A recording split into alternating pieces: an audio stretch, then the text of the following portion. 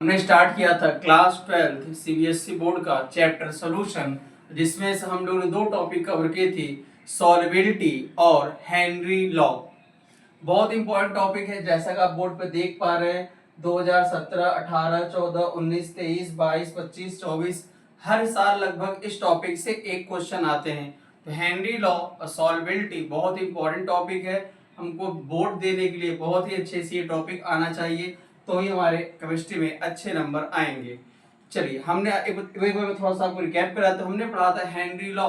Henry law इस बात को बताती है कि अगर कोई भी सॉल्वेंट लिक्विड का हो और उसका सोल्यूट गैसियस फॉर्म में हो, तो जिस गैस का जितना ज्यादा पार्शियल प्रेशर होगा, वो गैस उतना ही ज्यादा उस सॉल्वेंट में सॉल्युबल होगी। या आप ऐसा कह सकते हैं, जो गैस जितना ज्यादा प्रेशर लगाएगी उसका मोल फ्रैक्शन की वैल्यू ज्यादा होगा।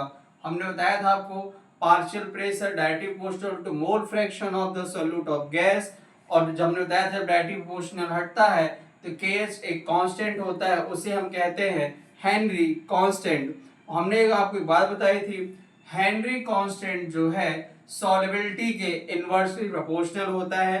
हमने लास्ट क्लास में आपको 3 एग्जांपल दे करके ये बात बताई थी। आइए हम बोर्ड के कुछ प्रीवियस ईयर क्वेश्चन करते हैं, जिससे हमें और कॉन्सेप्ट क्लियर हो कि बोर्ड में किस वैरायटी तक के क्वेश्चन आ सकते हैं।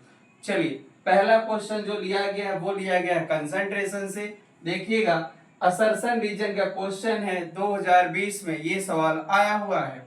क्वेश्चन क्या था? असर्शन कह रहा है molarity of the solution in liquid state change with temperature, और रीजन ये कहता है the volume of the solution change with the change in temperature. देखिए, हमने आपको कंसंट्रेशन पढ़ाते से बहुत साफ बात बताई थी, जहां पर टेम्परेचर चेंज होगा तो उसको कौन इफेक्ट करता है, या आप ऐसा कह सकते हैं वॉल्यूम को इफेक्ट करने वाला टर्म कौन सा है, तो आप बताएंगे टेम्परेचर। किसी भी कंसंट्रेशन टर्म में अगर वॉल्यूम कहीं भी आता है, ठीक, वॉल्यूम कहीं भी आता है तो उसको चेंज कौन करता है? टेम्परेचर। अर्थात टेम्परेचर चेंज होने से पूरी कंसंट्रेशन की वैल्यू चेंज हो जाएगी, जो डिपेंड करता है किस पे? टेम्परेचर पर। बात क्लियर है? तो इसका मतलब ये कह रहा है, हमने आपको बताया था मोलैरिटी कैपिटल MNYV। देखिए, यहाँ मोलैरिटी में वॉल्यूम का टर्म आता है, वॉल्यूम चेंज किससे होता है? टेम्परेचर से। तो इसका मतलब असर्शन सही है, और रीजन करेक्ट एक्सप्लेन करता है कि वॉल्यूम लिखा है the volume of solution change with temperature. बात समझ में आई? तो असर्शन भी सही है, रीजन भी सही और करेक्ट एक्सप्लेन है। ओके, ये क्वेश्चन पूछा कब गया है? 2020 में। चलिए अगले क्वेश्चन की ओर चलते हैं। वन मार्क्स में क्वेश्चन आया था, एक नंबर में देखिएगा। 2017 और 2014 में सेम क्वेश्चन पूछा गया है टर्म मोलैरिटी के बारे में, टर्म मोलैरिटी और मोल फ्रैक्शन। देखिए, ये बहुत स्पेसिफिक टर्म है, और खास करके न्यूमेरिकल हम जब इस चैप्टर में आगे पढ़ेंगे तो ये चीज हमें देखने को मिलेगी। टर्म मोलैरिटी क्या होती है? Mole of solute upon volume of solution. Molarity क्या होती है? हमने आपको बताया था, अगर आपने सोल्यूट को मोल में लिया है, और मैंने बताया था कि इसके लिए हम लेते हैं सॉल्वेंट इन पर किलोग्राम। भाषा में इसका मतलब number of mole of solute present in the पर किलोग्राम ऑफ सॉल्वेंट क्या होता है? मोलैरिटी। नेक्स्ट आता है मोल फ्रैक्शन। हमने आपसे बताया था मोल फ्रैक्शन होता है जिस मोल की बात किया जाए अपॉन टोटल मोल का रेशियो। और हमने आपको इस बात बताई होगी कि कभी भी मोल फ्रैक्शन का टर्म टेम्परेचर चेंज करने से चेंज नहीं होता है, क्योंकि इसमें वॉल्यूम का कहीं लेना देना नहीं है। ठीक वैसे ही हमने आपको मोलैरिटी के बारे में बताया होगा कि मोलैरिटी होती है mole of solute upon kilogram in solvent weight, लेकिन यहाँ पे भी वॉल्यूम का टर्म नहीं है, तो ये भी टेम्परेचर पे डिपेंड नहीं करेगा।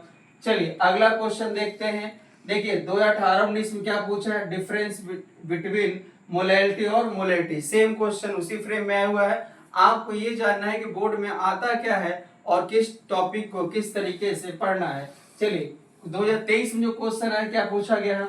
On dissolving ammonium chloride in water at room temperature the solution feel to be cool to touch, under which of the following condition does salt does salt dissolve faster? ये आपको दे रखा है, आपसे ये पूछा गया है कि इसमें अमोनियम क्लोराइड सॉल्वेबल हो करके टेम्परेचर को कूल डाउन करता है। देखिए मैं आपको बहुत अच्छा कॉन्सेप्ट बताता हूँ। कभी भी सॉल्यूशन बनता है तो सॉल्यूशन होता है एक्सोथर्मिक। क्या होता है? एक्सोथर्मिक। बात नंबर 2, अगर आप किसी भी सॉल्यूट को पाउडर के फॉर्म में लें तो उसकी सरफेस एरिया बढ़ जाती है। सरफेस एरिया बढ़ जाने की वजह से जो रिएक्शन होगी वो बहुत ही फास्ट होगी। बात समझ में आई?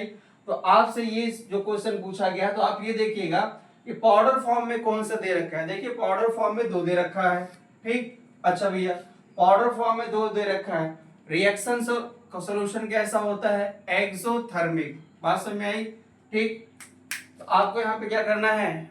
चलिए तो हम लोग इस बात को समझते। देखिए आपको अच्छी बताता हूँ कि एच डायरेक्टली प्रोपोर्शनल होता है टेम्परेचर के, ठीक, और ये इनवर्सली प्रोपोर्शनल होता है किसके? सॉल्युबिलिटी के। बात समझ में आई?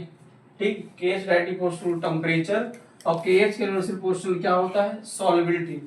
अब देखिए इसमें कह रहा है कि फील द टच कूल। देखिए पहला कॉन्सेप्ट हमारा ये क्लियर भैया। क्या कॉन्सेप्ट क्लियर है? कि टेम्परेचर अगर हम कम करेंगे तो एक्सोथर्मिक को हम क्या करेंगे? आगे बढ़ाएंगे, फॉरवर्ड प्रोसीड करेंगे। ठीक, तो देखिए पाउडर फॉर्म में होगा, सरफेस एरिया बढ़ जाएगा और इसमें राइट आंसर क्या होगा? Cold water. क्यों? देखिए टेम्परेचर की वैल्यू कम करेंगे, सॉल्युबिलिटी बढ़ेगी। क्यों? केएच की वैल्यू कम हो जाएगी। हमने आपको लास्ट लेक्चर बताया था केएच की वैल्यू अगर कम होती है तो सॉल्युबिलिटी वहां पे बढ़ जाती है। आइए नेक्स्ट क्वेश्चन पूछा गया, कह रहा है कि ये क्वेश्चन 2018 में पूछा गया सीबीएसई में। देखिए why aquatic ammonia are more comparable why aquatic ammonia are more comfortable in the cold water than in the warm water। मतलब जो जैसे आपने देखा होगा जो बहुत कोल्ड कंट्रीज होते हैं वहां पे क्या होता है? बर्फ के अंदर ही मछलियां जिंदा रहती है। उसका रीजन क्या है भैया? रीजन बस आपको यहाँ समझना है कि मछली को पानी में रहना चाहिए क्या? ऑक्सीजन। अगर वो डिजोल्व ऑक्सीजन उसे मिल रही है तो इजीली सरवाइव वो कर पाएगी। अच्छा देखिए जैसे टेम्परेचर आप कम करोगे केएच की वैल्यू कम हो जाएगी और सॉल्युबिलिटी ऑफ गैस क्या होगी? बढ़ जाएगी। यही रीजन है कि कोल्ड टेम्परेचर में मछलियों को क्या होता है? बहुत कंफर्टेबल फील होता है लिविंग स्टेट बनाए रखने के लिए। ठीक, बात समझ में आई? तो कोल्ड में क्यों रखेंगे? Temperature come, KH come, solubility of oxygen gas ज्यादा। बात समझ में आई? अगला क्वेश्चन देखिए, जो नेक्स्ट क्वेश्चन है हमने आपको ये बात पहले बताई है। 2020-2023 में क्वेश्चन आ चुका है हेनरी लॉ। स्टार्टिंग में हमने इसी से रिवीजन कराया था आपका। फिर इसमें कुछ एप्लीकेशन देखिए, एप्लीकेशन इसमें क्या है? बात समझिएगा। जैसे हमने आपको हेनरी लॉ में पढ़ाया है पी के H into mole fraction of gas. देखिए इसका जो एप्लीकेशन है सबसे अच्छा एग्जांपल है। जैसे भी गर्मियों का सीजन चल रहा है तो आपने देखा होगा कोल्ड ड्रिंक। अगर आप कोल्ड ड्रिंक की बोतल को, अगर वो कोल्ड ड्रिंक ठंडी है, आपने उसी कैप को खोला तो उसमें होगा क्या? बबल्स के साथ कुछ कोल्ड ड्रिंक का पार्ट बाहर आना चाहेगा। देखिए भैया इसमें होता क्या है? आप कभी भी कोल्ड ड्रिंक की बोतल देखेंगे वहां लिखा होगा कार्बोनेटेड सोल्यूशन। कार्बोनेटेड सोल्यूशन में क्या होता है? देखिएगा हाई प्रेशर पर, सुनिएगा, हाई प्रेशर पर कार्बोनेट को डिसॉल्व किया जाता है। हाई प्रेशर पे कार्बोनेट को डिसॉल्व किया जाता है और जैसे आप उसका ढक्कन क्या करते हो? खोल देते हो तो वहां क्या होता है? प्रेशर डिफरेंस होता है। प्रेशर डिफरेंस के साथ जो डिसॉल्व गैसें हैं, सुनिएगा, जो डिसॉल्व गैसें हैं उनका प्रेशर कम होगा। जब प्रेशर कम होगा तो कहाँ आना चाहेंगे? सॉल्युबल गैसें हैं ऊपर की ओर आना चाहेगी और वो कुछ लिक्विड सोल्यूशन के साथ बोतल से बाहर आ जाती है। बात समझ में आई? तो ये किसकी ने बताया था? हेनरी लॉ का एप्लीकेशन है। दूसरा आपने पढ़ा होगा स्कूबा डाइवर। स्कूबा डाइवर जो कभी आप देखे, आप कभी ये बात सुने होंगे, स्कूबा डाइवर जाते हैं जो सिलेंडर एक बांध ले जाते हैं, उस सिलेंडर में हीलियम नाइट्रोजन की गैसें होती हैं। ठीक, अच्छा ये भी किसने बताया था? हेनरी लॉ के कॉन्सेप्ट पर आधारित है। ठीक, फिर आइए देखते हैं अगला क्वेश्चन क्या है। Next question, low concentration of oxygen in blood and tissue of the people at high altitudes is due to. देखिए आपको बहुत साधारण से तरीके से बताता हूं कि अगर हम हाई एल्टीट्यूड पे जाते हैं तो हमें ऑक्सीजन की डिफिशियंसी क्यों होती है, इसका कारण क्या है? देखिए हम हेनरी लॉ एक बात तो सीख गए हैं कि प्रेशर जितना ज्यादा होगा उतना ही ज्यादा डिसॉल्व गैसें हमारे बॉडी में या टिश्यू में उतनी ही अच्छी होंगी। देखिए हम यहाँ पे प्लेन एरिया में हैं, देखिए ये प्लेन एरिया है और ये है हिल एरिया, हिल एरिया, और ये है हमारा क्या, एटमॉस्फियर। देखो ये क्या है, एटमॉस्फियर। देखिए आपने फॉर्मूला पढ़ा होगा P equal to rho g h, बात समझ में आई? P equal to rho g h. Rho क्या है, डेंसिटी, जी क्या है, acceleration due to gravity, h क्या है, वो हाइट। तो एटमॉस्फियर से जो हाइट है कहाँ की, हिल की, वो सिर्फ इतनी है। ये हिल स्टेशन जो पहाड़ी एरिया है, और ये जो प्लेन एरिया जहां हम रहते हैं, देखिए भैया इसकी हाइट यहाँ से सिर्फ इतनी हुई। तो ये हाइट h कम h होने की वजह से प्रेशर क्या होता है, कम होता है। ठीक, एटमॉस्फेरिक प्रेशर कम होने की वजह से ऑक्सीजन की डिफिशियंसी होती है, और हमें अपने बॉडी में क्या होता है, ऑक्सीजन की डिफिशियंसी महसूस होता है। जैसे आप देखे होंगे जब आप कभी ऊंचाई हिल स्टेशन में जाएंगे तो वोमिटिंग होना, चक्कर आना, ये चीजें बहुत ही आसान हो जाती हैं या बहुत नॉर्मल देखने को मिलता है। रीजन ये है कि हमारी बॉडी में ऑक्सीजन लेवल कम होने लगता है। क्यों, हम हिल पे गए, एच की वैल्यू कम हुई, P equal to rho g h में हाइट कम हुई तो प्रेशर कम। अब प्रेशर कम होगा तो डिसॉल्व कैसे क्या होंगी, अपने आप कम हो जाएगी। बात समझ में आई?